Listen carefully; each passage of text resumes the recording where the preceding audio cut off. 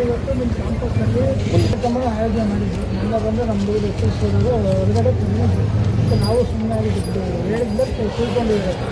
ಇವತ್ತು ಬೆಳಿಗ್ಗೆ ಒಳಗಡೆ ಬ್ಯಾನರ್ ಹಾಕ್ಕೊಂಡು ಕಾರ್ಯಕ್ರಮ ಮಾಡಿದ್ವಿ. ಇಲ್ಲಿ ಕರ್ನಾಟಕದಲ್ಲಿ ಕನ್ನಡಿಗರೇ ಸಾರ್ವಜನಿಕ, ಕರ್ನಾಟಕದಲ್ಲಿ ಆಡಳಿತ ಭಾಷೆ ಕನ್ನಡ, ಕನ್ನಡದಲ್ಲಿ ಕಾರ್ಯಕ್ರಮ ಮಾಡಬೇಕು, ಕನ್ನಡದ ಬ್ಯಾನರ್ ಹಾಕ್ಬೇಕು, ಕನ್ನಡದಲ್ಲಿ ಕಾರ್ಯಕ್ರಮ ಮಾಡಬೇಕು. ಗುರವರು ಮಾಡ್ಕೊಳ್ಳೋದಾದ್ರೆ ಮಾತು ಅವರು ಭಾಷೆ ಯಾವುದಾದ್ರು ಆಡ್ಕೊಳ್ಳಿ, ಆದರೆ ಕನ್ನಡದಲ್ಲಿ ನಾಮಫಲಕ ಇರಬೇಕು, ಕನ್ನಡದಲ್ಲಿ ಯಾವ ಪ್ರತಿಯೊಂದು ಬ್ಯಾನರ್ ಅಳವಡಿಸ್ಬೇಕು.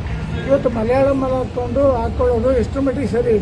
ಇಲ್ಲಿ ಕರ್ನಾಟಕದಲ್ಲಿ ಇದ್ದು ಕನ್ನಡಿಗರಿಗೆ ಆದ್ಯತೆ ಕೊಡದೆ ಹೋದರೆ ಮುಂದೆ ನಮ್ಮ ಕನ್ನಡದ ಅಸ್ತಿತ್ವಕ್ಕೆ ಧಕ್ಕೆ ಬಂದಾಗುತ್ತೆ. ಸೊ ತಾವುಗಳು ದಯಮಾಡಿ ತಿಳಿದಂಥವ್ರು, ಗುರುಗಳು, ನೀವು 4,000 ಜನಕ್ಕೆ ಬುದ್ಧಿ ಹೇಳ್ತಕ್ಕಂಥವ್ರು ನೀವಾದರೂ ಕೂಡ ಈ ಕ್ಯಾಂಪಸಲ್ಲಿ ಯಾರು ಇಲ್ಲಿ ಅಧಿಕಾರಿಗಳು ತಪ್ಪು ಮಾಡಿದ್ದಾರೆ, ಮುಂದಿನ ದಿನಗಳಲ್ಲಿ ಈ ತಪ್ಪು ಆಗಬಾರ್ದು, ಆಗದೆ ಥರ ನೋಡ್ಕೊಳ್ಳೋದು ನಿಮ್ಮ ಜವಾಬ್ದಾರಿ. ಇದು ನನ್ನ ಈಗ ಒಂದು ಮನವಿ ಅಂದ್ಕೊಳ್ಳಿ.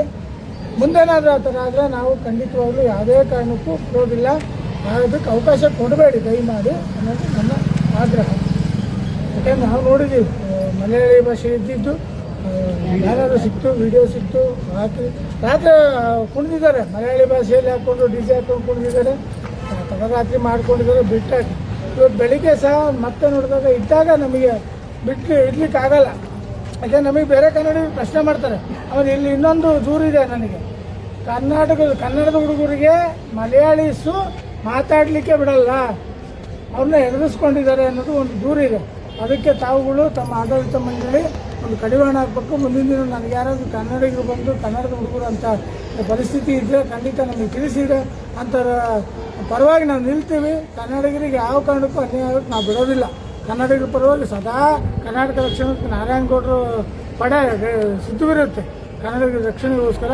ಇಲ್ಲಿ ಮಲಯಾಳಿಗಳು ಕೆಲವರು ಅವರು ಓದ್ಕೊಂಡು ಹೋಗೋಕ್ಕೆ ಅವ್ರು ಏನು ಮಾಡೋಕ್ಕೂ ನಮಗೆ ಅಭ್ಯಂತರ ಇಲ್ಲ. ಆದರೆ ಕನ್ನಡಿಗರ ಮೇಲೆ ದೌರ್ಜನ್ಯ ಮಾಡಿ ನಾವು ಸಹಿಸೋದಿಲ್ಲ.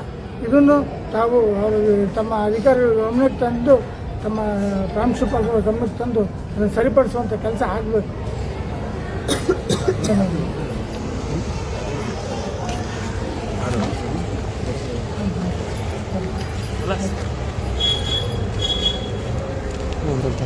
ಸರಿ ಮಾಡಿ